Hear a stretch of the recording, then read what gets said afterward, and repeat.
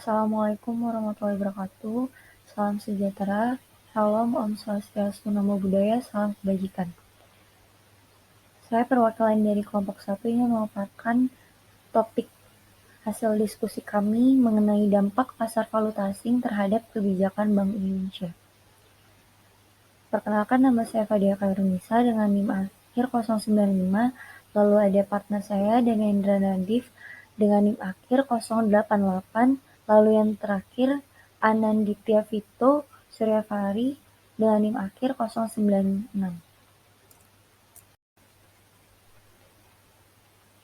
Yang pertama, kita masuk outline topik kita, yaitu pengertian dari pasar valuta asing. Itu suatu jenis perdagangan yang memperdagangkan mata uang negara terhadap mata uang negara lain, yang mana melibatkan pasar-pasar uang utama di dunia selama 24 jam secara berkesinambungan. Pasar dalam pergerakan ini berputar mulai dari Selandia Baru dan Australia yang berlangsung pukul 5 pagi sampai 2 waktu Indonesia Barat, lalu berlanjut ke pasar Asia yaitu Jepang, Singapura, dan Hong Kong yang berlangsung pukul 7 pagi sampai 4 sore, lalu ke pasar Eropa yaitu Jerman dan Inggris yang berlangsung pukul 1 sampai jam 8.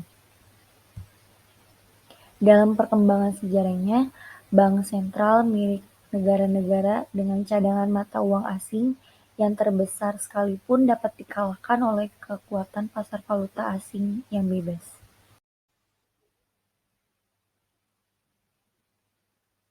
Selanjutnya masuk outline berikutnya, yaitu kapitalisasi dan likuiditas pasar.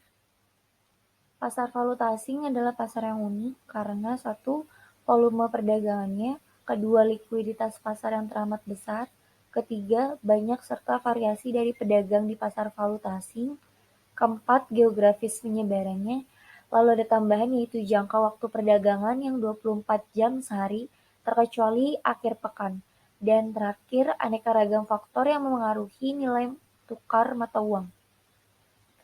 Menurut BIC atau Lembaga Keuangan Internasional, rata-rata perputaran pasar valuta asing dunia per hari diestimasikan itu bernilai 3,21 triliun dolar yang terbagi atas 1.005 miliar dolar di transaksi spot, lalu yang kedua 362 miliar dolar di pasar kontrak serah atau forward contract, yang ketiga 1.714 miliar dolar di pasar swap, lalu yang terakhir keempat yaitu ada 129 miliar dolar diestimasikan sebagai selisih pelaporan.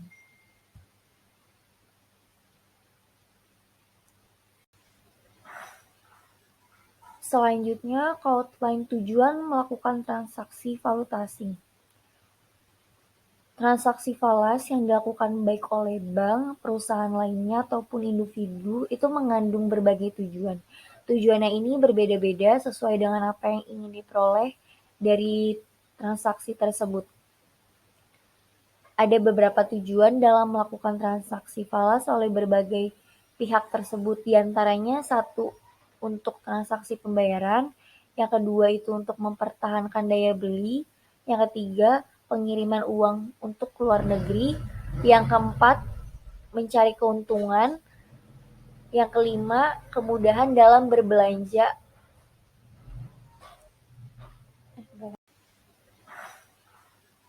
Selanjutnya, outline tujuan melakukan transaksi valuta asing. Transaksi falas yang dilakukan baik oleh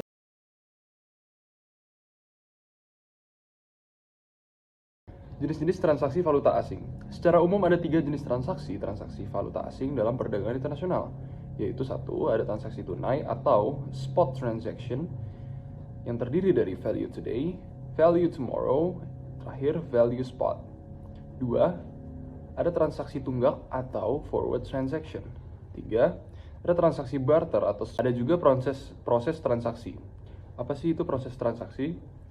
Jadi, di bursa valuta asing Orang dapat membeli ataupun menjual mata uang yang diperdagangkan secara objektif adalah untuk mendapatkan profit atau keuntungan dari posisi transaksi yang Anda lakukan. Di bursa valuta asing dikenal sebagai lot dan PIP. Satu lot nilainya adalah 100.000 dolar dan satu PIP nilainya adalah 10 dolar.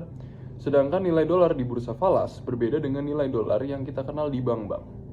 Nilai dolar di bursa falas sangat bervariasi, yaitu 6.000 atau 8.000 dan sampai 10.000 rupiah. Oke, Assalamualaikum warahmatullahi wabarakatuh. Jadi saya akan melanjutkan penjelasan dari Mas Nadif terkait valuta asing yang telah kita bahas di kelompok ini. Untuk yang materi selanjutnya, kami akan membahas dampak pandemi COVID-19 terhadap pasar valuta asing beserta kebijakan BI untuk menghadapi ketika pasar valuta asing ini sedang menurun. Kami mengambil studi kasus dari pandemi COVID-19 karena pada saat ini kita ketahui sendiri aksesibilitas sedang sangat tidak bisa dilakukan yang membuat banyaknya hambatan-hambatan khususnya di pasar internasional yang membuat pasar valuta asing ini mengalami penurunan yang sangat signifikan. Oke, saya akan bacakan dulu kasusnya. Pandemi COVID-19 menghantam sektor pasar keuangan negara Indonesia. Tanda yang dapat dibuktikan pada kondisi ini adalah turunnya pembawaan uang kertas asing atau disingkat UK dari dan keluar Indonesia, serta transaksi mata asing di Indonesia. Menurut Kepala Kantor Perwakilan atau bisa disingkat KPW, Bank Indonesia DKI Jakarta, Oni Wijanarko mengatakan bahwa tren penurunan transaksi mata uang asing di Indonesia sudah nampak pada kuartal 1 tahun 2020. Menurut data KPWBI pada kuartal 1 tahun 2020 mengalami penurunan tren dibandingkan pada kuartal 4 tahun 2019. Pada kuartal 4 tahun 2019 menurut data KPWBI pembawaan UKA yang masuk dan keluar Indonesia sebesar Rp 25,7 triliun. Jumlah ini terdiri dari uang keluar sebesar Rp 8,5 triliun dan uang masuk sebesar Rp 17,2 triliun. Berbeda apabila dibandingkan pada kuartal 1 tahun 2020 yang mengalami penurunan. Sementara pada kuartal 1 tahun 2020, pembawaan uang kertas asing yang masuk dan keluar di Indonesia sebesar 19,9 triliun. Jumlah ini terdiri dari uang keluar sebesar Rp 6,1 triliun dan uang masuk sebesar Rp 13,8 triliun. Sehingga, berdasarkan data tersebut dapat disimpulkan bahwa pada kuartal 1 tahun 2020 mengalami penurunan sebesar 22,56% bila dibandingkan dengan kuartal 4 tahun 2019. Tren penurunan juga berlanjut pada kuartal 2 tahun 2020 di mana pada masa tersebut sekitar 61,80% menjadi Rp 7,6 triliun. Jumlah ini terdiri dari uang keluar sebesar Rp 6,2 triliun dan uang masuk sebesar Rp 1,4 triliun. Selain dalam bentuk fisik, penurunan juga terjadi pada transaksi mata uang asing pada sistem pembayaran dan kegiatan layanan mata uang asing. Pada Januari 2020, total transaksi mata uang asing tercatat sebesar 65,83 triliun, lalu turun di Februari menjadi 54,57 triliun, sempat naik kembali, tipis pada Maret Rp 54,93 triliun, namun kita kembali jatuh ke level 29,31 triliun pada April.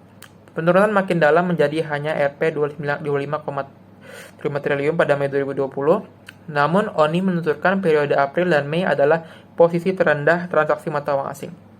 Setelah lewat titik terendah itu, transaksi sudah mulai meningkat menjadi 1,83 triliun pada bulan Juni.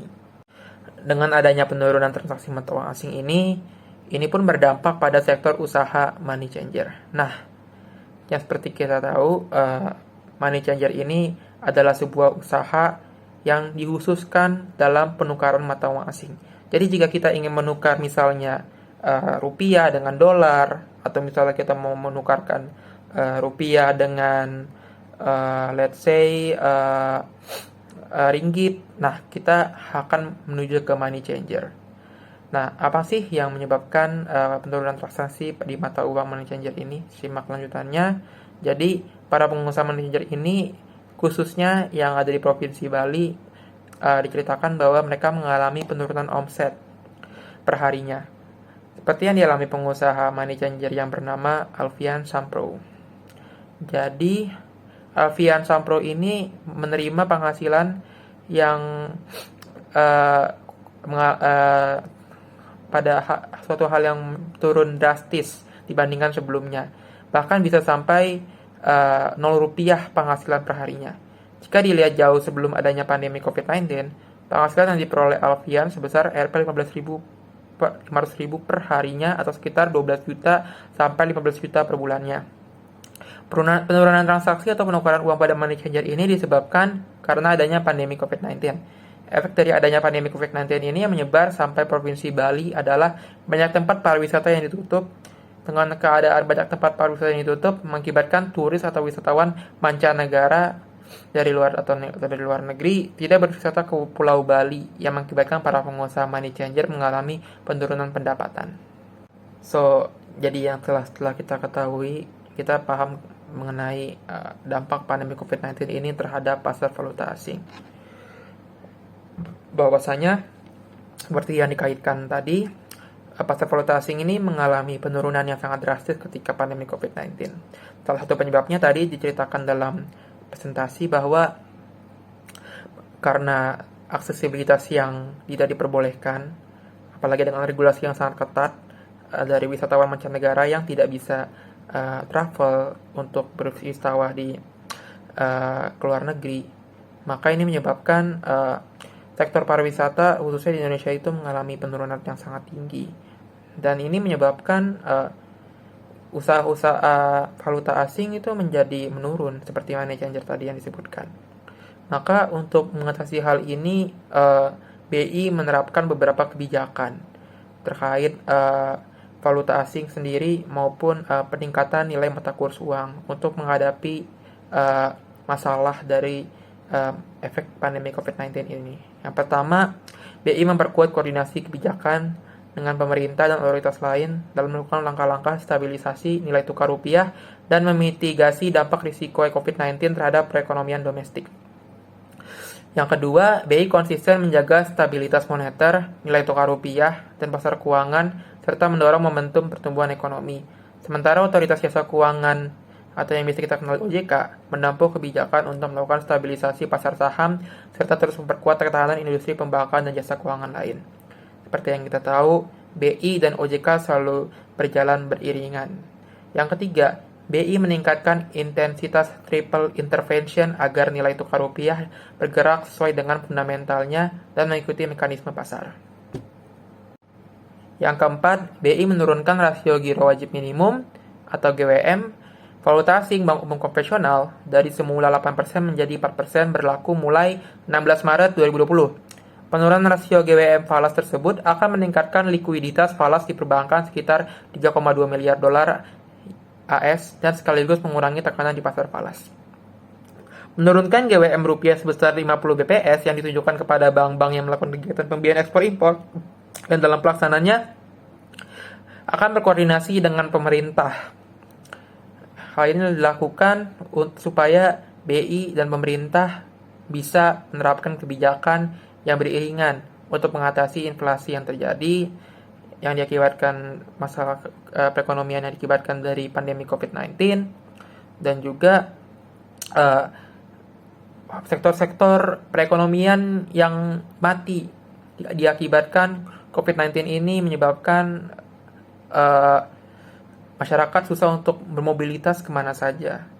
Apa-apa harus serba masker, atau bahkan pada saat itu ada daerah-daerah yang tidak diperbolehkan untuk dikunjungi karena rawan COVID-19. Tidak boleh berkerumun, dan juga bahkan ada yang sampai kita mengalami lockdown, yang dimana kita nggak boleh keluar kemana-mana, dan kantor pun ada juga yang bangkrut.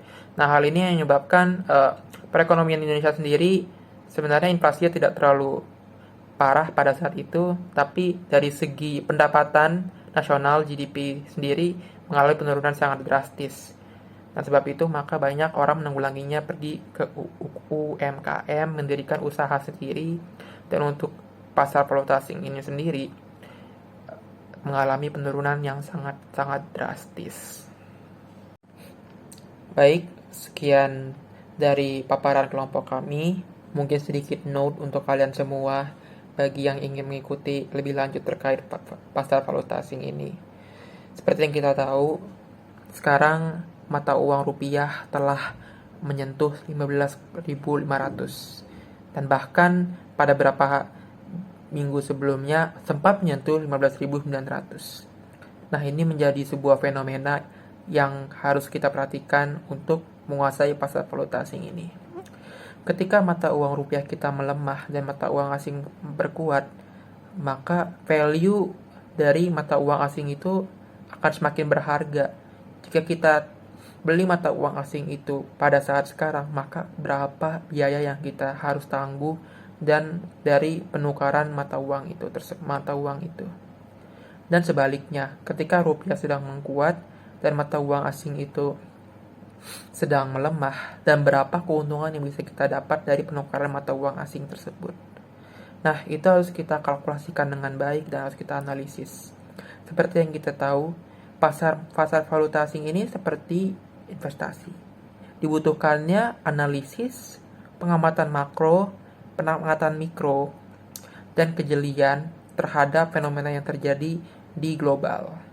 Maka dari itu, seperti yang kita tahu, ekonomi ini merupakan sebuah ilmu yang sangat luas, yang memiliki banyak sekali pendapat. Tapi alhasil untuk menguasai semua tools-tools yang ada di ekonomi ini, maupun terkait investasi, inflasi, pasar modal, terkait dengan pasar valuta asing, penukaran foreign exchange market, bahkan kita bisa mempelajari tentang floating exchange market itu sendiri, terkait dengan kurs dan lain sebagainya. Itu kita bisa pelajari itu, dan dengan kita mengerti, kita bisa menguasai pasar dan kita dapat mengambil keuntungan untuk kita sendiri. Dalam ekonomi kita harus jeli, dan dalam pasar valuta asing ini kita harus melek terhadap keadaan sekitar. Terima kasih dari kelompok kami. Bila ada kata-kata yang salah atau mungkin ada kata-kata yang tidak berkenan, tolong mohon dimaafkan. Semoga ilmu yang kami berikan bermanfaat untuk kalian semua.